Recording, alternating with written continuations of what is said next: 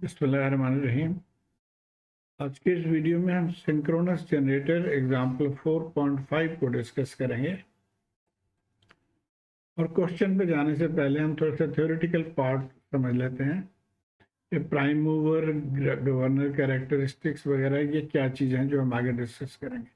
तो ये एक सिंपल अरेंजमेंट देखिए, यहाँ पे टरबाइन है जिसको हम कहते हैं प्राइम मूवर, और इसमें आप स्टीम के ज़रिए आप जब टरबाइन को रोटेट करते हैं तो इसके साथ जनरेटर कपल्ड है, तो जनरेटर रोटेट होता है और इसमें फिर पावर प्रोड्यूस होता है इसके अंदर।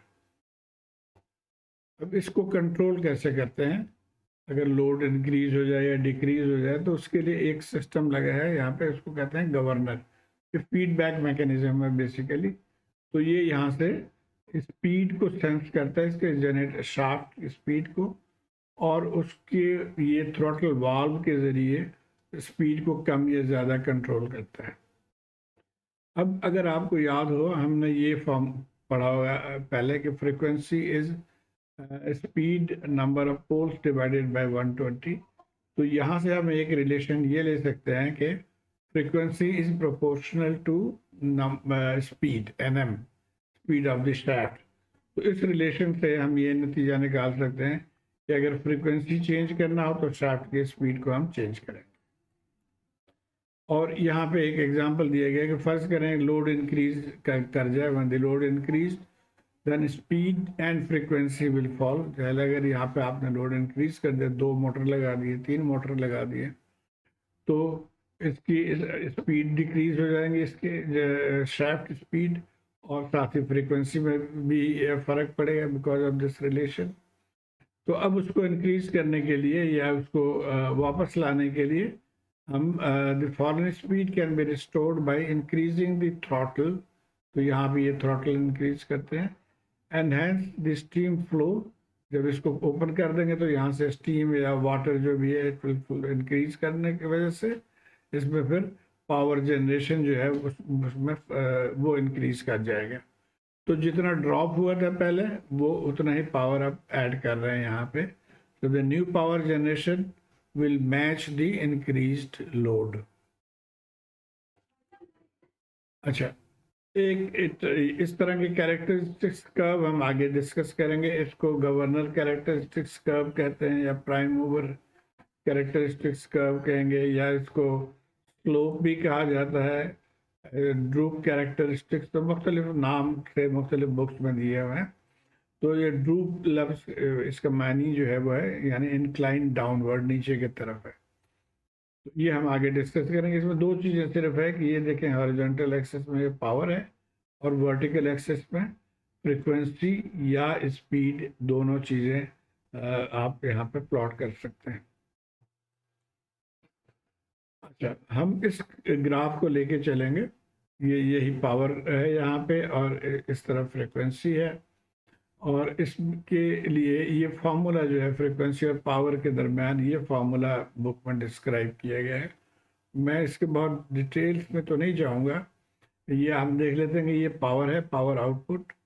ये एस पी जो है स्लोप ऑफ द कर्व, जैसे आप Y is equal to M X formula straight line का, उसको आप ध्यान में रखें। तो पावर, स्लोप, और ये जो फ्रीक्वेंसी है ये नो लोड फ्रीक्वेंसी। ये नो लोड फ्रीक्वेंसी पे एक्चुअली इसको कैलिब्रेट किया जाता है। और उसके बाद एफ सिस्टम यानी सिस्टम फ्रीक्वेंसी, जो कि हमारे केस में 50 हर्ट्स है, अमेरिका में 60 हर्ट्स है, वो ये हो गया। अब स्लोप में एक चीज़ जो है वो इसके स्लोप ऑफ द कर्व वो कह रहा है किलो वॉट पर हर्ट्स। वहाँ मेरे लिए कम से कम ये काफ़ी परेशान कन था कि नॉर्मली तो हम D Y by D T लेते हैं स्लोप, तो D Y by D T लें तो ये फ्रीक्वेंसी ओवर पावर होना चाहिए यानी हर्ट्स ओवर किलोवाट होना चाहिए, लेकिन यहाँ उसका उल्टा दिखाया है। तो एक्चुअली मैं इसको अपने आप को मैंने रिकनसाइल इस तरह से किया कि मैंने पहले इसको उल्टा दिया, यानी 90 डिग्री लेफ्ट टर्न कर दिया इसी ग्राफ को, तो ये यूं हो गया। और उसके बाद फिर इसको फ्लिप कर दिया हॉरिजॉन्टल एक्सिस पे, तो ये ग्राफ आ गया। और अब इस ग्राफ को अगर हम देखें, इसमें ये वैल्यूज मैंने अभी लिख लिया, तो अब यहाँ पे देखिए ऊपर पावर यानी वाई एक्सिस पर पावर है और नीचे फ्रीक्वेंसी है। तो पावर ओवर फ्रीक्वेंसी, अब यहाँ से जो स्लोप निकालेंगे वो change in Y over change in X, तो पावर ओवर फ्रीक्वेंसी इसका स्लोप आ जाएगा।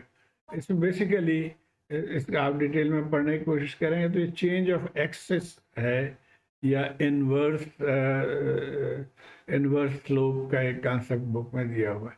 बहरहाल ये इम्पोर्टेंट नहीं है। अच्छा, अब हम आ जाते हैं सवाल पे।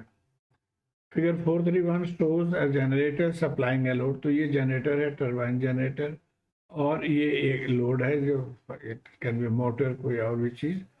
तो इसको it is supplying. Second load is to be connected in parallel with the first. तो ये सेकेंड लोड जो है इसके पैरेलल में कनेक्ट करेंगे हम आगे जाके, और इसका असर देखेंगे कि क्या असर होता है। अच्छा, the generator has a no load frequency of 61 hertz. तो जब इस पर कोई लोड कनेक्ट ना हो तो जनरेटर की फ्रीक्वेंसी है 61 हर्ट्ज, और इसके जो स्लोप है वो है 1 मेगा वॉट पर हर्ट्ज। तो इसको हम प्लॉट करते हुए देखेंगे स्लोप को।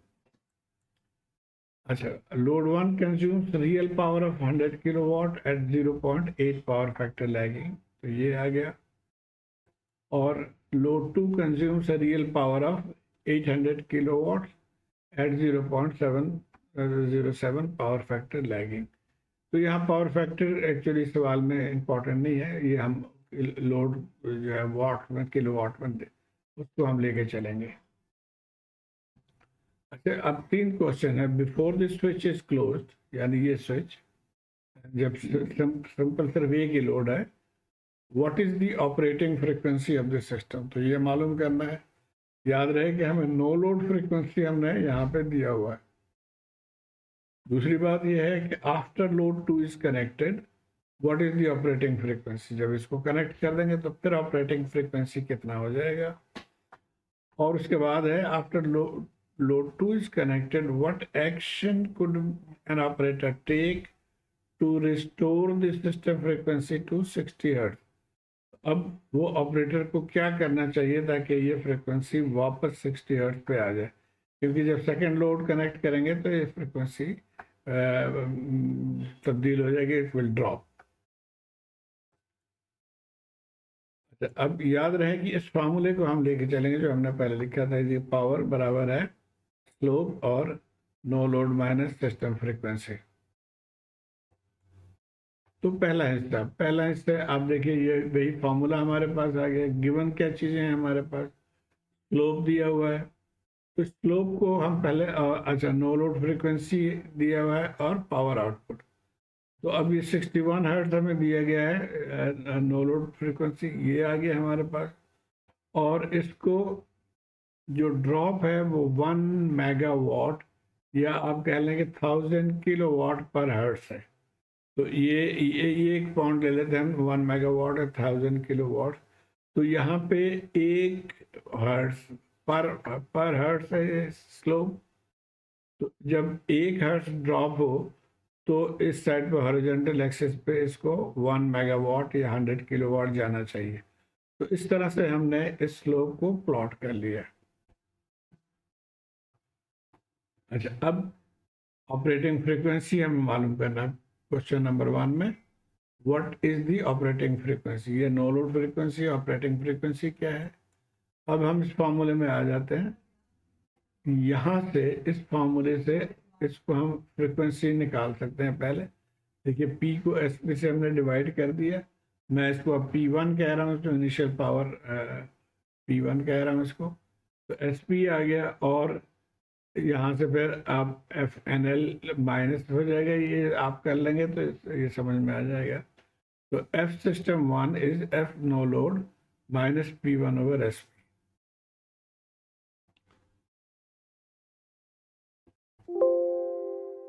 अब ये तमाम पैरामीटर्स हमें पता है, F नो लोड भी पता है, SP भी पता है, P भी पता है। तो ये हम यहाँ पे पुट कर देंगे। 61 हर्ट्ज, P1 इज 1000 किलोवाट, और स्लोप है 1 मेगावाट पर हर्ट्ज। तो यहाँ से ये हमारे पास आ जाएगा 1 हर्ट्ज, तो 61 माइनस 1 यानी 60 हर्ट्ज। तो इस केस में जब सिर्फ एक लोड कनेक्ट है तो हमारी जो सिस्टम फ्रीक्वेंसी है वो इट विल बी 60 हर्ट्ज। तो ये 60 हर्ट्ज पॉइंट को हम लेके चलेंगे यहाँ पे और इसके साथ इंटरसेक्ट कर लेंगे, तो ये 1 किलोवाट पे ही आएगा। तो ये हमारा जो है इनिशियल ये पॉइंट जो है ना, ये इसको सेट पॉइंट कहते हैं फॉर दिस लोड। अब हम आ जाते हैं दूसरे लोड पे।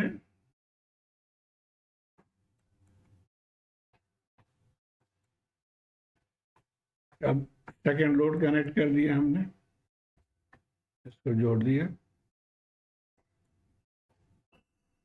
अब यहाँ पे फिर ऑपरेटिंग फ्रीक्वेंसी मालूम करना है, सेम फार्मूला। अब हम इसको सिस्टम 2 कह रहे हैं और ये P2 हो जाएगा क्योंकि लोड इंक्रीज कर गया ये दोनों। ये देखिए ये तो वही है, नो लोड भी वही है, P1 भी वही है, P2 अब इसके साथ आ गया 8 किलोवाट, 800 किलोवाट।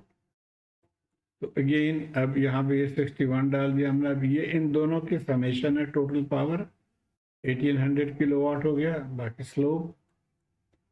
तो अब इससे जब हम कैलकुलेट करेंगे तो हमारा ऑपरेटिंग फ्रीक्वेंसी 59.2 हर्ट्ज हो गया।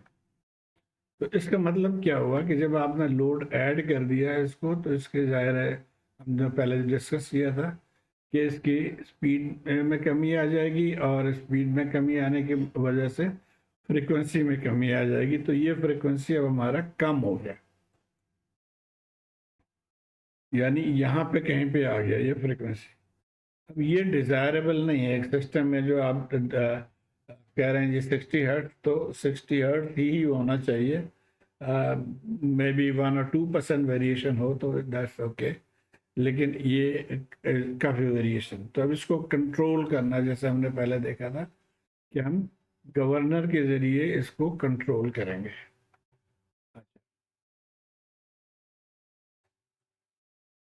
अब वो वही सवाल पूछ रहा है कि after load 2 is connected what action could an operator take to restore the system frequency to 60 hertz?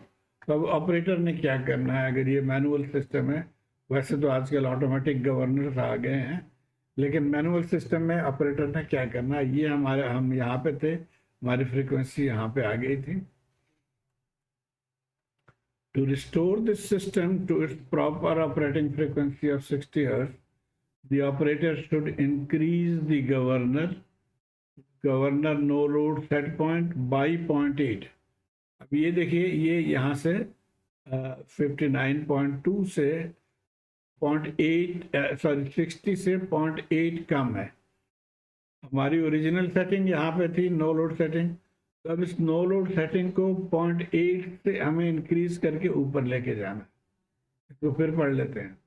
The operator should increase the governor no load set point by 0.8 Hz to 61.8 Hz by increasing the no load turbine speed and hence the power. So जो no load turbine speed setting है जो governor में होता है, उसको अब हमें increase करना पड़ेगा।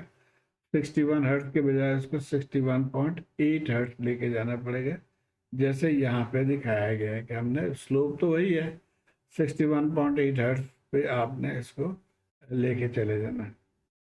और अब यहाँ पे आप अगर देखें, वेरीफाई करना चाहें अगर, तो आप इस फॉर्मूले में वो सारी चीज़ें डाल दें, ये डाल दें, ये डाल दें 60, तो ये 1800 किलोवाट होना चाहिए पावर। और यहाँ से भी आप देख सकते हैं कि जो ये स्लोप लाइन है, इसकी जो इंटरसेक्शन पॉइंट है जहाँ पे दैट शुड बी 1800 किलोवाट।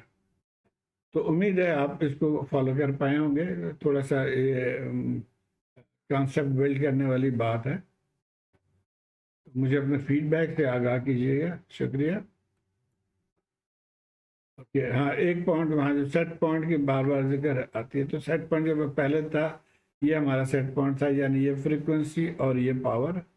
अब जब हमने इसको इंक्रीज कर दिया, थ्रॉटल ज़्यादा कर दिया, उसकी स्पीड बढ़ा दी, तो अब ये हमारा सेट पॉइंट आ गया, यानी 60 हर्ट्ज है, लेकिन अब जो पावर है वो 18 किलोवाट, 1800 किलोवाट। Thank you.